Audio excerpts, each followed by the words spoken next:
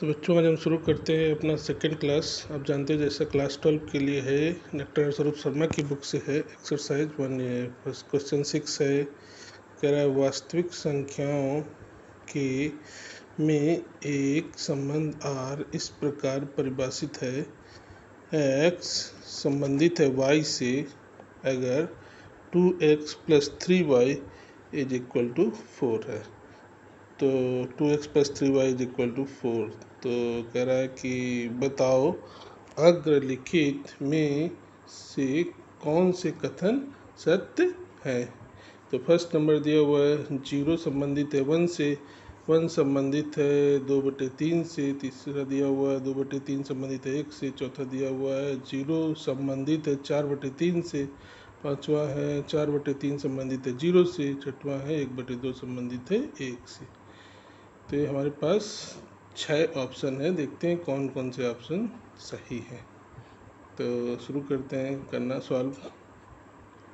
तो पहला जो है वो है हमारा कि x y से तभी संबंधित है जबकि 2x + 3y = 4 होगा। तो अगर ये हमारा समीकरण है 2x + 3y = 4 है तो x फिर y से संबंधित है। ठीक है, 2x + 3y = 4, x related to y। तो हमारा जो पहला क्वेश्चन है वो है 0 संबंधित है 1 से। तो हमारा हो गया x का वैल्यू 0 और y का वैल्यू हो गया 1। तो x = 0 और y = 1 लिख देंगे। हमारा समीकरण दिया हुआ 2x + 3y = 4। तो 2x + 3y = 4। x और y का वैल्यू रख देंगे इस पे और वो 4 के इक्वल आना चाहिए। Left hand right hand side दोनों इक्वल होने चाहिए। तो रखा जब x और y का वैल्यू और हल करेंगे इसको तो ये तो 0 हो गया, ये 3 हो गया, h = 4 हो गया। तो 0 + 3 = 3 = 4, जो कि बराबर है नहीं, 3 ≠ = 4। इसका मतलब है कि फर्स्ट ऑप्शन जो है वो गलत है। पहला जो हमारा विकल्प था वो गलत है। 0 1 से संबंधित नहीं है, ये कथन सत्य नहीं है। ठीक है, तो पहला ऑप्शन हमारा क्या है, गलत है, पहला ऑप्शन ठीक नहीं है। अब हम दूसरे ऑप्शन में आते हैं। दूसरा दिया हुआ था कि 1 संबंधित है 2/3 से। तो वही रखना है हमको, x = 1 हो गया और y = हो गया 2/3। तो 2x + 3y = 4। तो 2 × 1 + 3 × 2/3 = 4। 3 से 3 को कर देंगे कैंसिल। तो 2 + 2 = 4।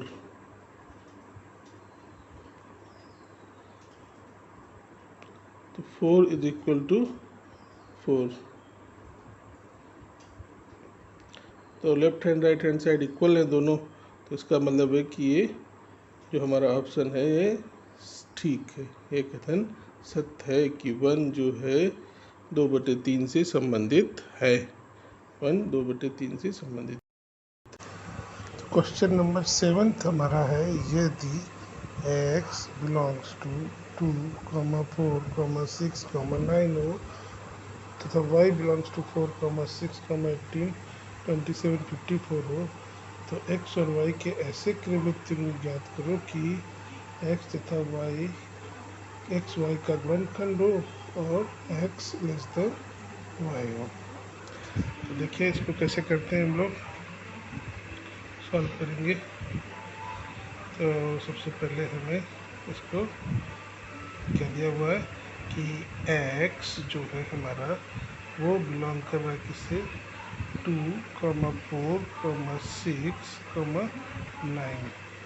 और जो हमारा y है, y जो है वो बिलोंग कर रहा 4, 6, 18, 27, 54। तो हमारा दिया हुआ है कि एक्स वाई के ऐसे क्रमिक में ज्ञात करने हैं कि एक्स वाई का गुणनखंड हो, एक्स वाई का गुणनखंड हो और एक्स लेस देन वाई हो। तो देखिए क्या आएगा हमारा, एक्स वाई का गुणनखंड हो। तो दो जो है 4 का गुणनखंड हुए और दो छोटा भी है 4 से, तो पहला ठीक है, दो छोटा भी है 4 से, एक्स लेस देन वाई है। अब दो 6 का भी गुणनखंड है, तो 2, 6 भी होगा और एक्स छोटा है वाई से। 2, 18 भी होगा, 2, 18 भी होगा। उसके बाद है हमारा 2, 54 भी होगा, क्योंकि 2, 54 का गुणनखंड है। 4 में होगा नहीं, क्योंकि एक्स लेस देन वाई चाहिए। 4 और 6 भी नहीं होगा और 6 और 18 होगा। 4 का किसी के साथ नहीं बनेगा, न तो 4 का किसी के साथ और नहीं होगा, तो 6 का होगा, 6 के साथ भी नहीं, 6 का 18 के साथ होगा, तो 6 और 18 बनेगा हमारा। और 6 का 27 के साथ भी नहीं बनेगा और 6 का 54 के साथ होगा, क्योंकि 6, 54 का गुणनखंड है। 6 और 54 जो है हमारा इसमें आएगा। एक्स लेस देन वाई भी है। अब 9 का 4 के साथ भी नहीं, 9 का 6 के साथ भी नहीं, 9 का 18 के साथ होगा और 9 का 27 के साथ भी होगा और 9 का 54 के साथ भी होगा।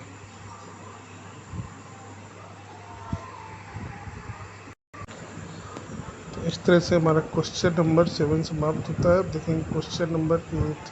यह हुआ है कि a इज इक्वल टू 2, 3, 4, 5, 6। तो निम्नलिखित संबंधों के अवयवों को बताओ। पहला दिया हुआ है कि x y belongs to A, cartesian product A such that x is equal to y. तो वो सारे एक्स वाई के क्रमिक में लिखने हैं। दूसरे में हमारा कि a टू a है और x बड़ा होना चाहिए y से, और x y को जब x से डिवाइड करेंगे y से तो वो कोई प्राकृत संख्या नहीं आना चाहिए, मतलब पूरा कटना नहीं चाहिए, n नहीं आना चाहिए। x upon y not equal to n। जब हम y से x को डिवाइड करेंगे तो कोई प्राकृत संख्या नहीं आनी चाहिए। तीसरा कह रहा है कि वो सारे एक्स वाई लिखने हैं जो a इंटू में है, और क्या दिया हुआ है, सच दैट एक्स वाई का गुणनखंड है और x not equal to y, x y के बराबर नहीं है। तो पहला क्वेश्चन को हम सॉल्व करते हैं। इसका जो फर्स्ट है, फर्स्ट में दो हमारे पास सेट है। एक है सेट 2, 3, 4, 5 और 6, और दूसरा सेट भी लिखेंगे वही सेम सेट, क्योंकि इसमें a इंटू ए दिया हुआ है। ए का ए के साथ ही हमने क्या किया है, कार्टेशियन प्रोडक्ट किया है। ए का ए के साथ ही हमने कार्टेशियन प्रोडक्ट किया है। तो जो फर्स्ट पॉइंट है उसको लिखेंगे। फर्स्ट पॉइंट हमारा क्या है, फर्स्ट पॉइंट कह रहा था कि तो ये फर्स्ट पॉइंट हमारा कह रहा है कि एक्स वाई, वो सारे एक्स वाई लिखने हैं कि x is equal to y हो। तो हमें ए इंटू ए में करना है कार्टेशियन प्रोडक्ट। तो देखेंगे 2 और 2 दोनों बराबर है, तो 2, 2 लिख देंगे। अब 2 से कोई भी बराबर नहीं है 2 के, तो इसका मतलब कुछ भी जोड़ा नहीं बनेगा। 3, 3 हो जाएगा, क्योंकि हमें चाहिए x, y। 3, 3 लिख देंगे और 3 के साथ किसी का भी जोड़ा नहीं बनेगा। 4, 4 हो जाएगा और फिर 5, 5 और 6, 6 हो जाएगा। तो इस तरीके से हमारा पहला वाला सॉल्व हो गया। दूसरा देखते हैं। दूसरा नंबर था कि वो सारे एक्स वाई लिखने हैं जो ए इंटू ए में हो और एक्स ग्रेटर देन वाई हो। क्या होना चाहिए? X x greater than, upon y not equal to n, मतलब जब हम वाई से एक्स को डिवाइड करेंगे तो वो एक प्राकृत संख्या नहीं होनी चाहिए। तो एज इक्वल टू दिया हुआ है 2 3 4 5 6, वही हमने दोबारा से फिर लिख लिया है क्योंकि हमें करना है ए इंटू ए का एक के साथ ही हमें क्या करना है, कार्टेशियन प्रोडक्ट करना है। तो देखते हैं क्या लिखना है हमें, एक्स ग्रेटर देन वाई, तो एक्स बड़ा होना चाहिए वाई से, तो दो से बड़ा नहीं है, दो छोटा है, तीन तो दो के साथ तो कुछ जोड़ा बनना ही नहीं है क्योंकि दो एक्स बड़ा होना चाहिए। अब तीन का दो से बन जाएगा क्योंकि 3 इज ग्रेटर देन 2, तीन बड़ा है दो से तो 3,2 हो गया, और 3/2 जो है करेंगे तो वो कटेगा भी नहीं, नेचुरल नंबर भी नहीं आएगा। अब 3 से सारे बड़े हैं तो कुछ भी नहीं बनेगा 3 के साथ। 4,2 करेंगे लेकिन एक्स ग्रेटर देन वाई तो है, लेकिन जब हम 4/2 करेंगे तो 2 आ जाएगा जो कि प्राकृत संख्या है, तो वो भी नहीं बनेगा। तो हमें अब करना क्या है, हमें 4,3 हो जाएगा, 4,3, 4 से अब छोटा कोई इधर है नहीं। अब हम लेंगे 5,2 हो जाएगा, कटेगा भी नहीं, 5,3 भी हो जाएगा। इसको भी डिवाइड करेंगे 5/3 तो नेचुरल नंबर नहीं आएगा, प्राकृत संख्या नहीं आएगा। 5 का 4 के साथ भी हो जाएगा, एक्स ग्रेटर देन वाई है, और 5/4 भी नेचुरल नंबर नहीं होता है। ठीक है, 5/4 नेचुरल नंबर नहीं होगा। अब हम 5 का किसी के साथ नहीं होगा, तब हम लिखेंगे 6 का, देखेंगे 6 2 होगा नहीं, 6 3 होगा नहीं, 6 4 हो जाएगा क्योंकि 6 4 ये 6/4 ये प्राकृत संख्या नहीं होगा। तो इस तरीके से ये सेकंड वाला नंबर पूरा हुआ। थर्ड देखते हैं क्या है। थर्ड दिया हुआ है वो सारे एक्स वाई लिखने हैं जो ए इंटू ए में होने चाहिए। एक्स वाई का गुणनखंड है और एक्स वाई के बराबर नहीं होना चाहिए, x is not equal to y, ऐसा दिया हुआ है। तो देखते हैं कैसे करते हैं। वैसे ही पुराने तरीके से करेंगे। सबसे पहले जो हमारा ए दिया हुआ था, ए दिया हुआ है 2, 3, 4, 5 और 6। फिर ए दिया हुआ है इधर 2, 3, 4, 5, 6। हमें करना क्या है, हमें बताना है एक्स वाई का गुणनखंड होना चाहिए और एक्स वाई के इक्वल ही नहीं होने चाहिए। तो 2 2 का गुणनखंड है लेकिन 2 2 के बराबर है, लिखेंगे नहीं। अब देखते हैं कि 2 किसका और गुणनखंड है।